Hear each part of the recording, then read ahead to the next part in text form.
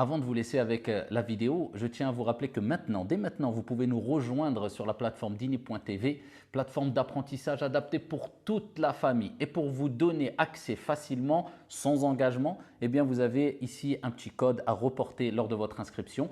Et Inch'Allah, vous allez avoir une réduction. Car le but, c'est que toute votre famille puisse participer et profiter pleinement des sciences religieuses dans une ambiance spirituelle à la maison. Vous allez voir, vous pouvez créer vos profils, une plateforme de très grande qualité, tant au niveau de la forme, Inch'Allah, on l'espère, au niveau du fond aussi, à travers les différents intervenants qu'il y a sur la plateforme, des cours adaptés pour les enfants, pour les adolescents, pour les adultes. Vous pourrez apprendre enfin à parler l'arabe, à écrire l'arabe, des cours de tafsir sur Juz Amma, la vie des prophètes, l'histoire de l'islam, des cours de calligraphie, des histoires racontées pour les enfants, des cursus scientifiques adaptés pour les enfants et aussi pour les adultes et plein d'autres choses. Tout cela dans une seule et même plateforme, Dini.tv. Vous pouvez nous rejoindre maintenant, qu'Allah vous préserve et à tout de suite.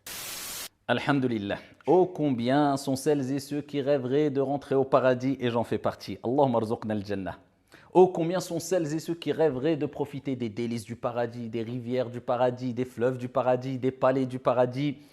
Oh combien sont celles et ceux qui rêveraient de voir leur Seigneur Tabaraka wa Ta'ala, qui est la plus belle récompense, voir leur Seigneur Tabaraka wa Ta'ala au paradis. Oh combien sont celles et ceux qui rêveraient de gagner le plus haut degré du paradis, qui est Al-Firdaus Al-A'la. Mais ô combien sont celles et ceux qui n'ont pas compris que le paradis, Wallahi wa Rabbil Kaaba, il ne se gagne ni avec une apparence qui serait en contradiction avec notre pratique religieuse, ni avec des dinars, ni avec des dirhams, ni avec des euros, ni avec des dollars, ni avec un nombre de fans ou avec des comptes Insta ou je ne sais quoi encore. La marchandise d'Allah, elle est trop chère.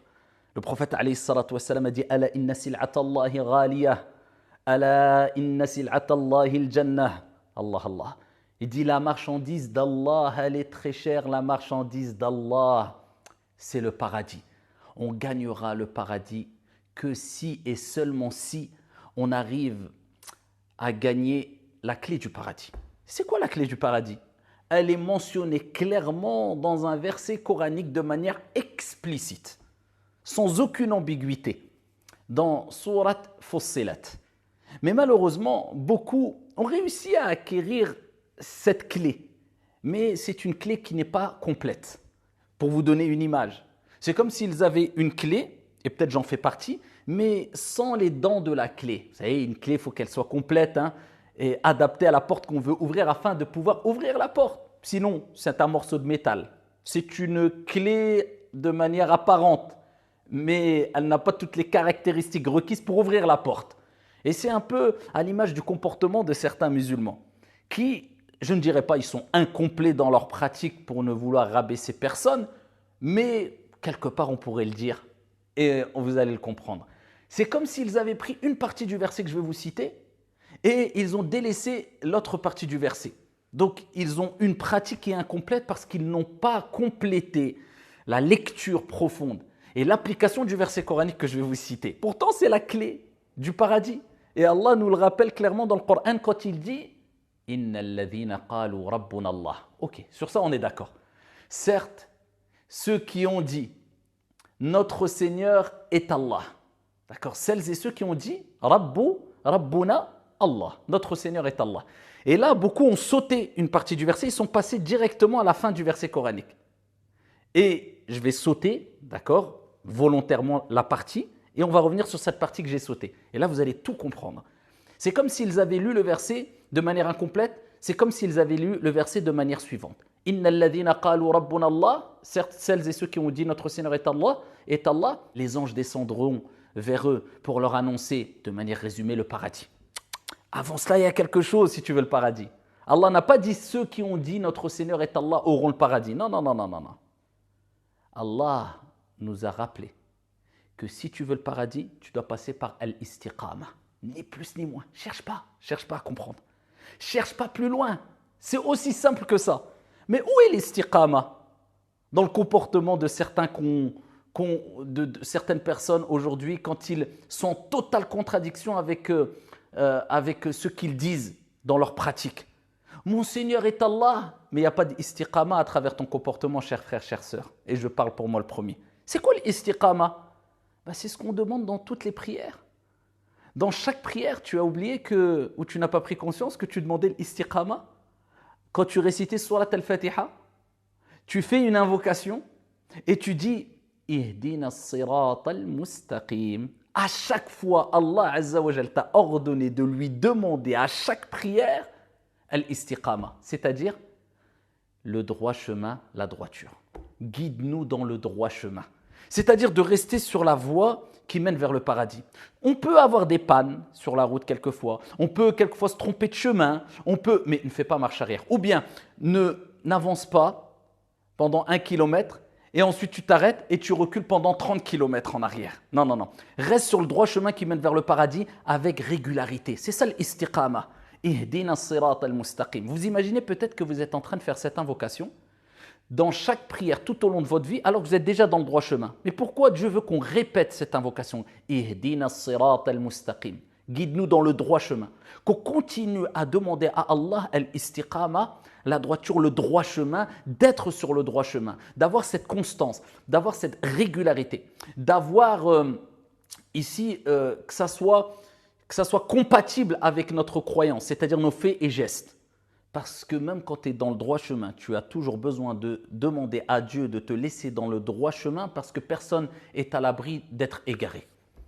Tu es dans le droit chemin, tu demandes à Allah de continuer à te laisser dans le droit chemin car sans l'aide d'Allah subhanahu wa ta'ala, tu ne peux pas être guidé, tu peux t'égarer facilement.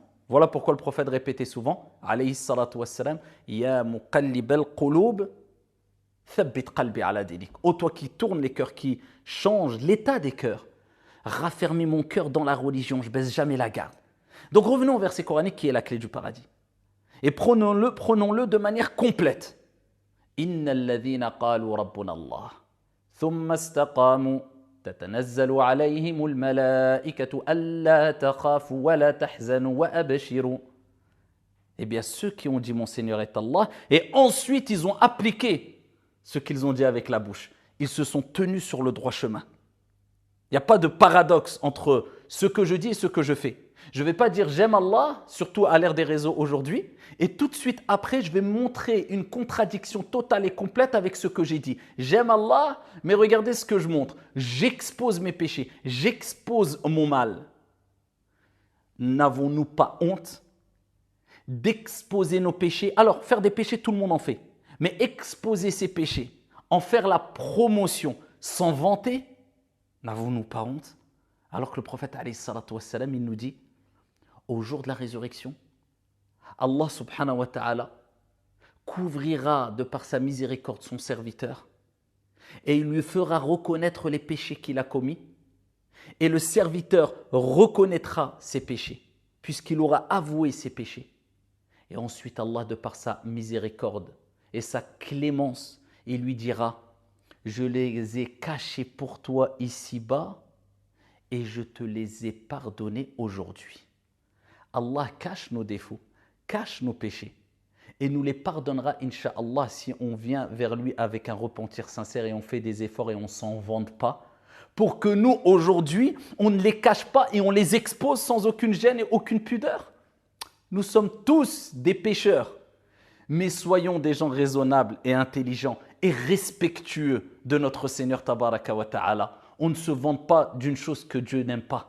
On ne se vante pas d'une chose que Dieu déteste. Mais on essaye de se réformer et de cacher ses propres défauts en faisant des efforts pour ne plus les recommencer.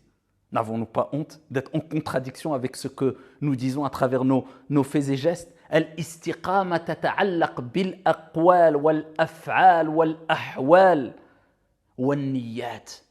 Al-istiqama, la droiture, eh bien, elle est liée à quoi? Elle est liée aux intentions. Il faut que tu aies une intention sincère, mais aussi aux paroles. Il faut qu'on voit al-istiqama, la droiture, quand tu parles, mais aussi à travers les situations dans lesquelles tu es, à travers ton comportement. C'est ça l'istiqama. On voit la droiture en toi. Quand tu parles, mais pas de contradiction. Oui, j'ai Allah dans mon cœur, j'aime la religion, l'islam est dans le cœur, et à côté, je suis en totale contradiction. Mais quel être humain te croira si tu prétends l'aimer et par contre tu fais des choses qu'il n'aime pas, ou tu lui fais du mal, ou bien tu ne lui prouves pas ton amour? Il dira, prouve-moi, je veux des actes.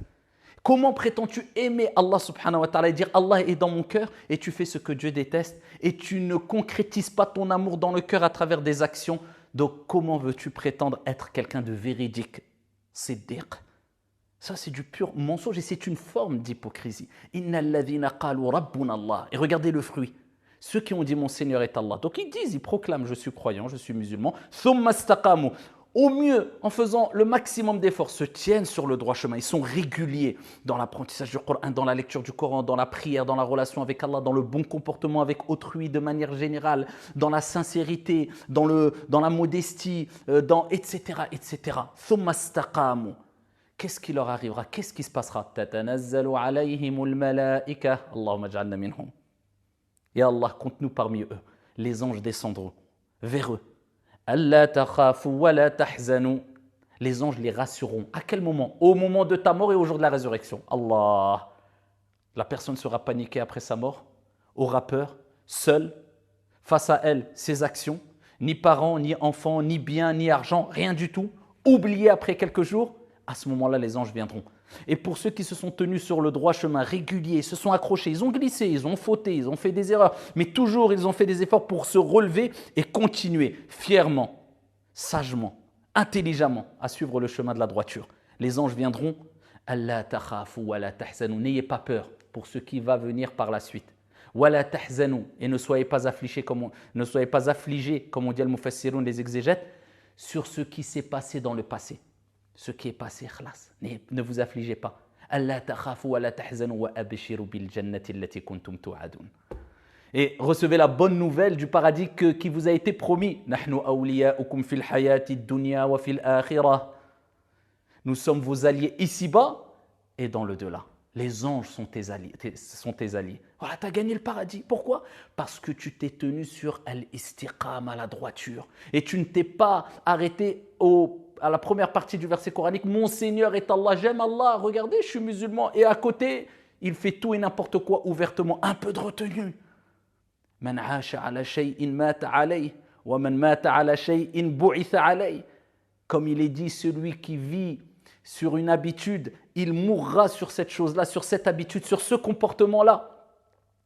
Et celui qui meurt sur une chose ressuscitera devant Allah subhanahu wa ta'ala dans cette même situation. Celui qui meurt dans une situation, il ressuscitera devant Allah dans cette situation-là. Si tu avais l'habitude de faire du bien, Dieu fera que tu mourras sur une bonne action. Et tu ressusciteras devant Allah sur une bonne action. Et si c'est l'inverse, tu connais la suite. Donc pose-toi la question. Est-ce que tu as l'habitude de faire du bien? Est-ce que tu es prêt à mourir sur ce que tu es en train de faire et ce que tu as pour habitude de faire? Si la réponse est positive, alhamdulillah, demande à Allah de te raffermir sur le droit chemin en répétant avec un cœur présent, Ihdina as-sirat al-mustaqim, guide-nous vers le droit chemin. Si ce n'est pas le cas, réforme-toi, personne n'est parfait, qu'Allah nous guide. Wallahu a'lam, wassalamu alaikum.